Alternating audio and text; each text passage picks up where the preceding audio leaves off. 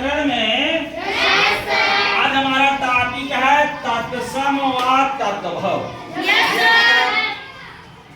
शब्द जो होते हैं तत्सम और तद्भव, तो आप लोग हम बताने जा रहे हैं कि तत्सम क्या होता है और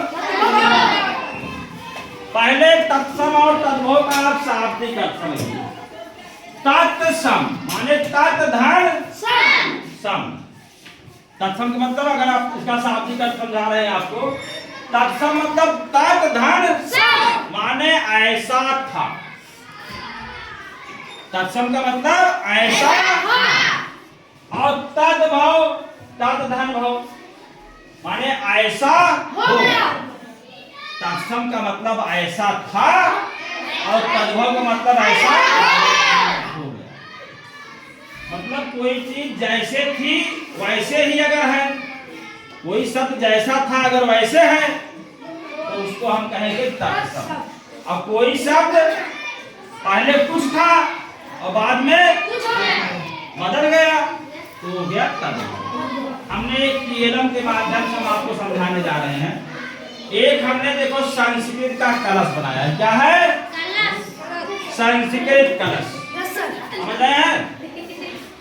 संस्कृत कलश में हमने संस्कृत के कुछ शब्द जो है लिखे। तो जो ये संस्कृत का शब्द है, समझ रहे हैं ना? इस संस्कृत का जो शब्द है, अगर इसका प्रयोग हिंदी में ये शब्द जैसे है उसका हिंदी में प्रयोग वैसे ही होता है। जिन संस्कृत के शब्दों का, समझ रहे हैं ना, जैसे संस्कृत में है वो शब्द, उसका प्रयोग अगर हिंदी में भी वैसे ही होता है तो उसको हम कहते हैं तत्सम। क्या कहते हैं? जैसे देखो यहाँ हमने अग्नि है,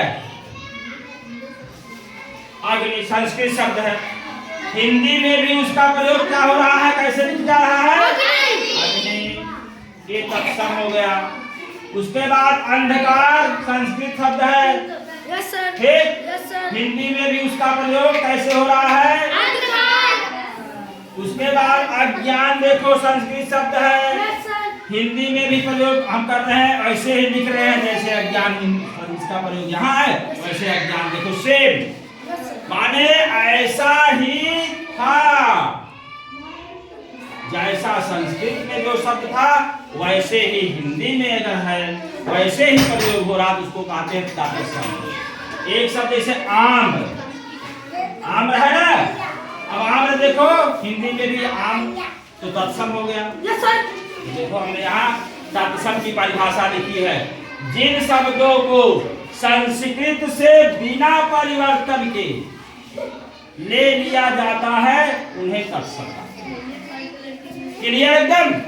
माने ऐसे संस्कृत के शब्द जिनका प्रयोग हम हिंदी में हूबहू वैसे ही करते हैं, उसमें कोई परिवर्तन नहीं होता, ऐसे शब्द क्या कहलाते हैं?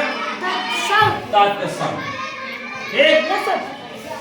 अच्छा, अब दूसरी चीज ये हुई जो संस्कृत का कलश हमारा है, इसमें आप देखेंगे कुछ ऐसे संस्कृत के शब्द हैं जो हमारे स्थानीय भाषाओं के कारण या समय और परिस्थितियों के कारण उसमें कुछ परिवर्तन हो गया। हमने शाब्दिक का तद्भव बताया, तद्धन भव मतलब ऐसा हो गया। संस्कृत में पहले कुछ और था लेकिन कुछ स्थानीय भाषाओं का प्रभाव पड़ा, समय और परिस्थितियों का प्रभाव पड़ा कि उन शब्दों में क्या हो गया? परिवर्तन हो गया। ऐसे जो शब्द हैं उनको हम कहते हैं तद्भव। जैसे यहाँ मुख है, संस्कृत शब्द है, अब यहाँ मुख जो है आके अब हम आम भाषा में वो आम भाषा की बोलचाल में क्या कहते हैं? मुख। वहाँ मुख था, यहाँ क्या हो गया? परिवर्तन हो गया। तो जब परिवर्तन जिन शब्दों में हो गया उसको हम क्या कहेंगे? तद्भव। दूसरा देखिए, यहाँ ग्राम है संस्कृत में, संस्कृत में ग्राम है, और यहाँ क्या हो गया? ग्राम गांव, गांव हो गया ना। तो गांव जो है एक तद्भव है। क्या है? कैसा शब्द है? तद्भव। उसके बाद देखो संस्कृत में दुग्ध, देख रहे हो, दुग्ध है, और यहाँ अब हम लोग क्या कहते हैं? दूध। तो दूध क्या हो गया? तद्भव हो गया। संस्कृत के जिन शब्दों में, जो संस्कृत के शब्द है, परिवर्तन हो गया है, माने हिंदी में उस शब्द में परिवर्तन हो गया, उसको क्या कहेंगे? तद्भव। जैसे भात, भ्रातृ है, भ्रातृ माने भाई होता है, देखो यहाँ है, ये संस्कृत का शब्द है, और लेकिन भ्रातृ अब यहाँ हम लोग क्या कहते हैं? तो भाई, अब संस्कृत से परिवर्तन हो गया, भाई, ये तद्भव हो गया। तो तद्भव में क्या है, इसकी परिभाषा जान लो। तत्सम शब्दों में समय और परिस्थितियों के कारण कुछ परिवर्तन होने से जो शब्द बने हैं उन्हें, तो दो चीज एकदम क्लियर समझ लीजिए, कभी नहीं भूलेगा। संस्कृत के ऐसे शब्द जिनका प्रयोग हम हिंदी में जैसा शब्द था वैसे ही करते हैं, उनको हम तत्सम कहते हैं। और संस्कृत के ऐसे शब्द जिनमें स्थानीय भाषाओं, समय और परिस्थितियों के कारण कुछ परिवर्तन हो गया है, परिवर्तित होकर उनका प्रयोग हम परिवर्तन के रूप में उन शब्दों का प्रयोग करते हैं, उनको क्या कहते हैं? दोनों क्लियर हो गया?